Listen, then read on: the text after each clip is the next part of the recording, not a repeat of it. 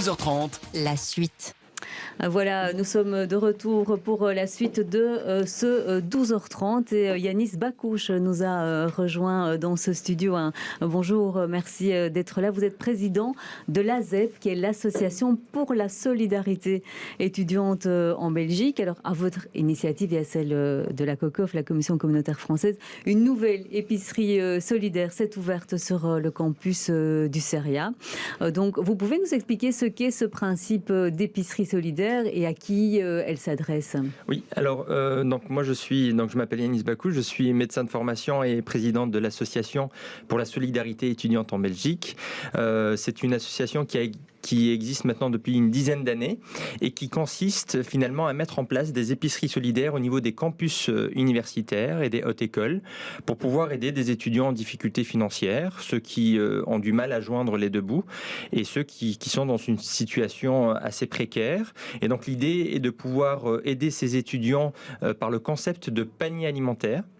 Donc de distribution de paniers alimentaires de façon hebdomadaire aux étudiants qui sont envoyés par les services sociaux et qui sont considérés dans une situation assez difficile durant leur cursus universitaire. Et qu'est-ce qu'on va retrouver alors dans ces paniers solidaires? C'est aussi bien des aliments secs que des produits frais? Effectivement, donc le panier alimentaire est composé donc de produits non périssables de première nécessité, comme le lait, des pâtes, de l'huile, des tomates cassées, etc. Et puis, mais aussi des fruits et légumes, et puis des produits frais, issus aussi de la récupération, donc de produits invendus. Mais aussi, ce que nous faisons, c'est que nous achetons aussi en gros des produits, ce qu'on appelle des produits moches. Donc, ce sont des produits qui ne sont pas dans le circuit on ne veut pas finalement les vendre en parce qu'ils vente. sont trop abîmés. Exactement, Ouais. mais ils sont tout à fait consommables. Donc, on les achète à un prix réduit et puis on les redistribue aux étudiants. Alors, vous parliez justement de produits frais, et donc c'est vraiment un enjeu aussi. Vous qui êtes médecin, il y a à la fois un enjeu social, Oui. de société, mais aussi un enjeu de santé publique là derrière.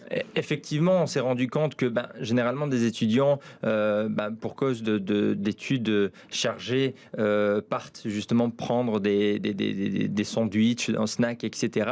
Et l'idée aussi, c'est de pouvoir inciter les étudiants à pouvoir eux-mêmes faire des recettes grâce aux produits des épiceries solidaires, et en même temps aussi en partage des recettes chaque semaine au niveau de la page Facebook pour pouvoir justement utiliser les produits que nous donnons. On remarque aussi que les étudiants sont friands de fruits et légumes parce que ce sont des produits qui sont excessivement chers au niveau des grandes surfaces, et donc on permet effectivement de pouvoir redistribuer et d'assurer une alimentation assez saine. Alors, pour parler de l'enjeu, alors du coup plus social, ça permet aussi peut-être de briser un certain isolement que pourraient vivre des étudiants en se rendant là-bas, en rendant visite aux bénévoles, Oui. et en rencontrant d'autres étudiants qui sont dans la même situation qu'eux. Clairement, en fait, on considère que les épiceries solidaires sont des lieux de vivre ensemble, et donc on permet finalement à des étudiants qui sont isolés de pouvoir échanger avec d'autres étudiants en difficulté, mais aussi on a pu mettre en place un système de zones d'écoute pour les étudiants en détresse psychologique. Donc ça permet aussi de pouvoir créer un lien d'affinité, un lien de confiance avec des acteurs sociaux. Alors ce qu'il faut savoir dans le concept d'épicerie solidaire, c'est que ce sont des acteurs sociaux qui participent aux distributions alimentaires, et donc le responsable de l'épicerie est un assistant social au niveau de la COCOF ou bien au niveau de l'université de Frialma, etc. Et ce qui permet de créer un lien finalement de confiance avec l'étudiant qui est en difficulté. Et à côté, on a remarqué aussi, et c'est un chiffre venant de la ministre Valérie Glatini qui a dit que 41% des étudiants ne sont pas justement au courant des aides qui existent au sein même de leur propre haute école, ce qui est quand même considérable, assez élevé. Et donc, grâce aux épiceries solidaires, on permet aussi de communiquer, de pouvoir partager les informations et les aides qui existent au niveau de leur propre haute école. Donc vous avez un vrai accompagnement social en plus simplement que simplement que, entre guillemets, de distribuer de la nourriture. Est-ce qu'aujourd'hui, combien en fait d'étudiants viennent régulièrement à l'épicerie? Alors en moyenne, on accueille 600 étudiants de façon hebdomadaire au niveau des différents sites d'épicerie solidaire. Alors, donc vous en avez plusieurs pour l'instant, 6 ou 5? On en a 7. 7 en tout, avec une à celle de Namur Kokof et 6 à Bruxelles. Effectivement. Ouais, c'est ça, ouais. Et donc on est vraiment aux 4 coins de la région bruxelloise.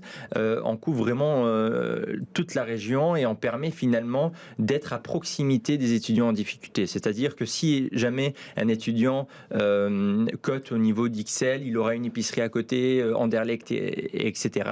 Et ce qui permet aussi d'être en réseau. Et c'est pour ça que les hautes écoles ont vite compris et les universités ont vite compris qu'il fallait effectivement faire un partenariat avec la SEB, parce qu'en fait c'est un réseau qui permet justement une facilité d'accès à un accès alimentaire, que ce soit Anderlecht, Ixelles ou autre, à Woluwe.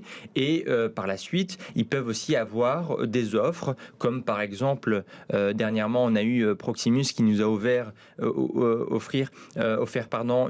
des connexions totalement gratuites aux étudiants durant toute une année, 40 gigas par mois. Et donc, on permet à ces étudiants d'avoir accès aussi à Internet, à avoir accès à des jobs students, etc., etc.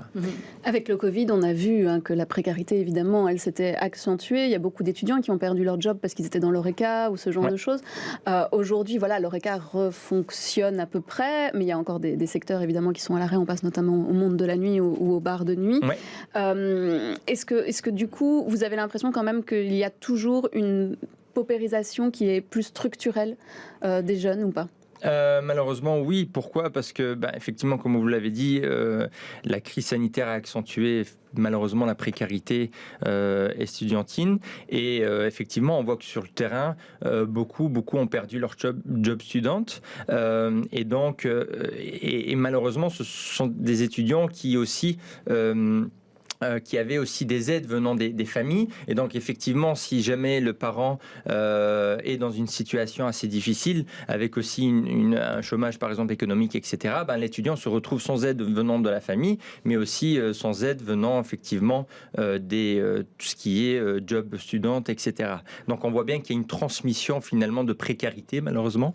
Et donc, ça, on est là, justement, pour essayer de contrer cette précarité avec une aide alimentaire, mais aussi, comme je le disais, un partage d'informations assez limpides au niveau des épiceries pour les étudiants directement. Ok, très bien. Merci Yanis Bakouche. Je rappelle que vous êtes président de l'ASEP, l'association pour la solidarité étudiante en Belgique. Et donc vous êtes venu nous parler de cette épicerie solidaire qui a démarré sur le site du CERIA. Et pratiquement, alors les étudiants peuvent s'y rendre quand?